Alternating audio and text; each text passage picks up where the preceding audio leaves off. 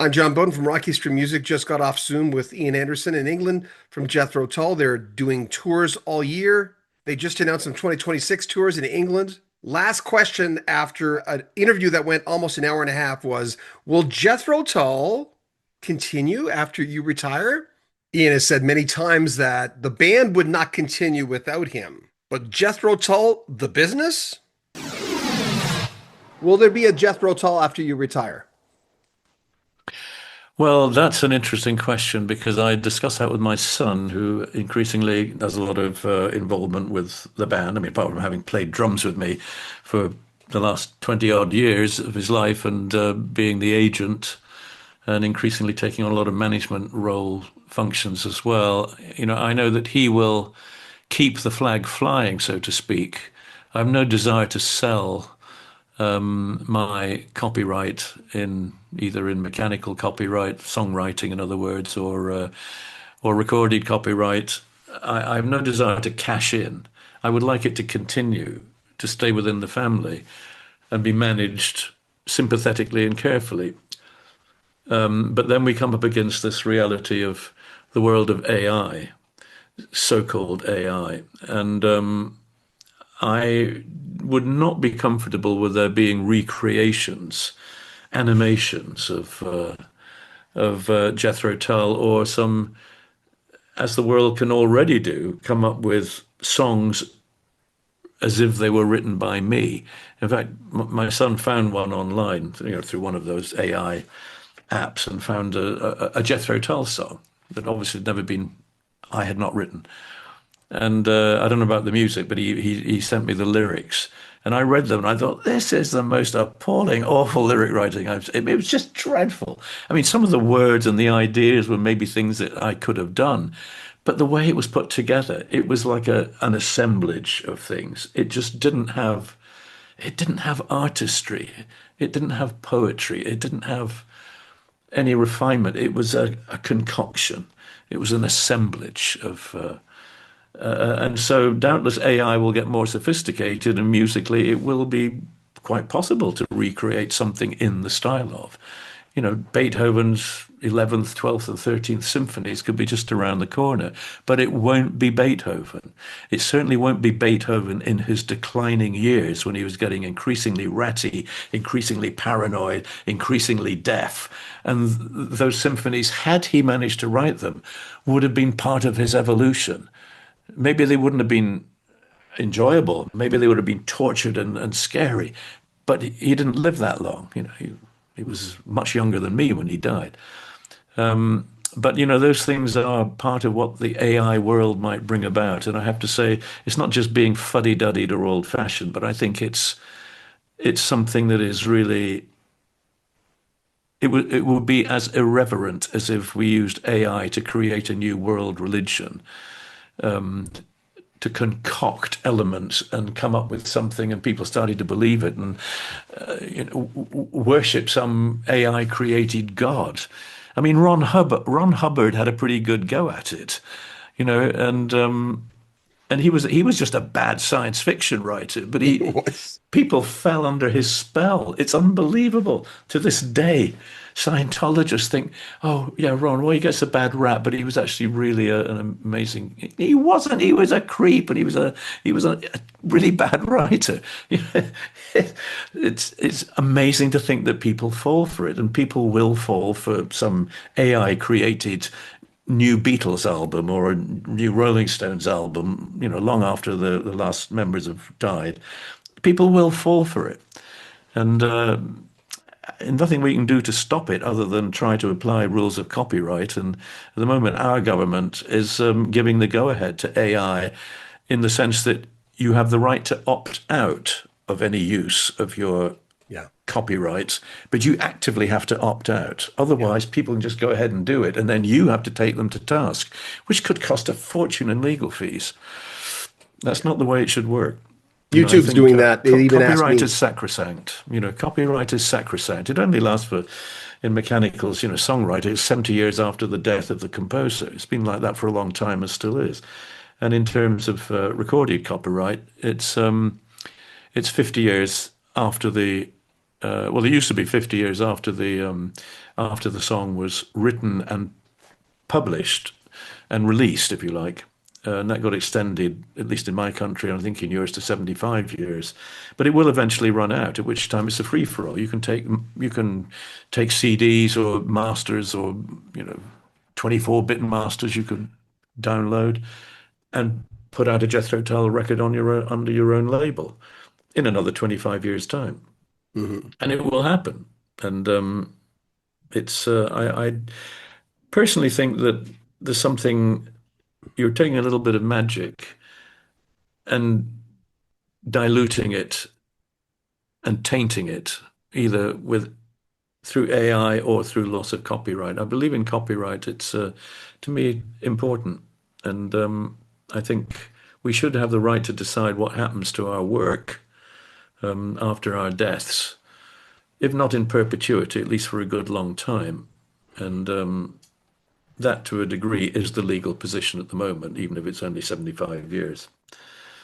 The let's talk about the tour, and you were talking about something that is a little foreign in North America, going by train, which is something that's scenic and beautiful, but us North Americans somehow, I don't know why I never caught on. Tell me about touring again. Well, I can do that, but I have in fact done sections of tours in the US using a train, Mhm.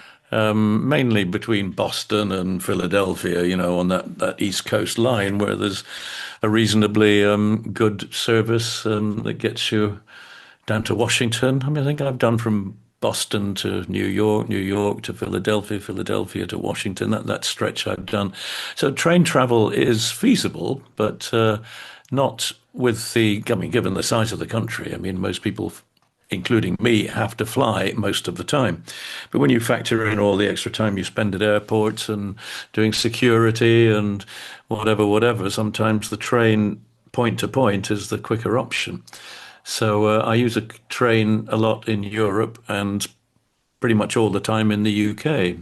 And it's a way of getting around logistically. It doesn't present huge problems. They're usually fairly punctual, the trains, and it's a more enjoyable way of seeing the world outside the window. Some of it not so pretty. Some of it is idyllic countryside. It is a way of doing things, and I've travelled on the train to do British tours, I think, as long as I can remember. Not every show all the time, but for a good part of it, I'm a train traveller. So that's how we're doing it. And in the UK and in Europe, that makes good sense.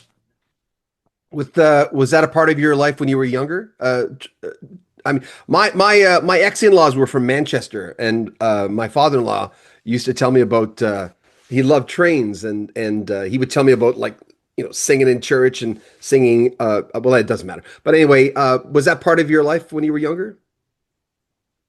Well, indeed, when I my what some of my very earliest memories when I was about, I think maybe 2 or 3 years old, probably two.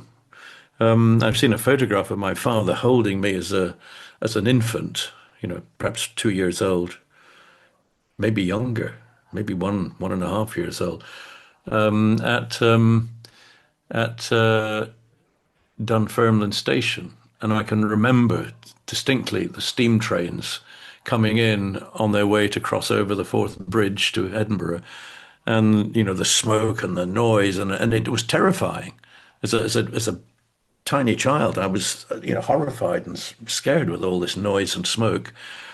But it did become a little addictive in the sense that being afraid of it, I wanted more. And so I had an interest in trains as a child, toy trains, real trains, because it was still the age of steam. Mhm. In fact, my father's business was that of providing steam engines with a descaling fluid for the boilers to clean the boilers. And that was the family business that he was in. So, we had that relationship. My older brother, when I guess he was 10, 15 years older than me, He left to be a marine engineer when he left home, when I was still, 5 or 6 years old, and he was on oil tankers. He was an engineer, and although his era was still largely by then steam turbines, the reciprocating steam engines, triple expansion steam engines that powered ships prior to the 50s and 60s were old fashioned big crankshafts going up and down, pistons, cylinders, constant oiling. That was the world that he knew. So I do have a feeling of that connection. And just in a couple of weeks ago, I was up in Edinburgh with my wife to sail under the three bridges, including the existing and still operating famous Forth Bridge, which carries many engines every day, although they're now diesel electric, no longer steam. But my father used to commute from Dunfermline to Edinburgh when I was a child every day, across the Forth Bridge in a steam engine twice a day. And so, yeah, there's kind of a romance about that age of steam. We still, not just old people, but I notice when I'm in stations sometimes, the nerds who are passionate about the traditions of British railways are very often, you know, they are nerds. I mean, scary, weird people, but, many of them are in their teens and 20s. They're not all conscious like me. So it does have that romanticism still attached to it. I watched a thing on steam trains, and those people that loved, and they were all very young, in their early 20s. By the way, I've talked to you maybe 8 times in my 41 years in radio, and I've never asked you about your mom. What was your mom like? We talked about your dad a lot through the years. She was a mystery. She didn't like to talk about herself at all, and it was only after she died that my oldest brother, who was still alive at that time, told me when I was performing in Glasgow. He said, "Oh, I see you were playing at the so and so theatre in Glasgow. That's where Mother played the violin, performed there. Oh no, she danced there. No, she danced." And I said, "She what?" I said, "Yeah, she was in a modern ballet group and she danced at that same theatre, and she played the violin." And I said, "What?" You know, she never told me these things. I knew nothing about my mother's artistic leanings prior to her marriage. But that's the scary thing. She didn't talk about it. And I think in that day and age, she made the decision to move north to Scotland and marry my father, who was from Fifeshire, and gave up her aspirations to be a dancer or indeed to play the violin. And she put it behind her, and obviously just didn't want to discuss it, never wanted to talk about it. It was probably quite an emotional wrench, but she never spoke to me about it. And until the day she died, I didn't know she had that artistic background. So it's a strange reality that she did. I think that's perhaps why she was quite enamored of the fact that I had become successful in the world of arts and entertainment, which she, at some point in her teenage years and early 20s, she had aspired to join herself. Did she articulate that to you, that she was proud of you in that traditional sense? So, Well, a little bit, but I mean, it was my parents were of a different age. They weren't demonstrative. There was no hugging, no kissing, no, yeah. no. Everything was rather formal and a little bit at a distance, and so it wasn't a touchy-feely parental relationship that I had, and neither did my brothers. In fact, they didn't with me either. That was the thing. It was my generation onwards who grew up to, hug our children or have a more natural, friendly relationship with children and other members of the family. But I can remember once giving my brother a hug, and he was absolutely shocked and embarrassed. But by this time, he was probably in his 70s or well into his 70s, and I was in my early 50s, and we met probably at a funeral or something, and I went over and gave him a hug, and it was something they didn't do. Yeah. We'll have more from our conversation with Ian Anderson that just happened like an hour ago in the next few days. If you want to make a donation to the channel, there's a PayPal link right at the top of the description. Also, we have a swag store where you can pick up Rock History Music clothing. And remember, comment on our videos, subscribe to our channel, share our videos, and like them as well. I'm John Bowden. This is Rock History Music.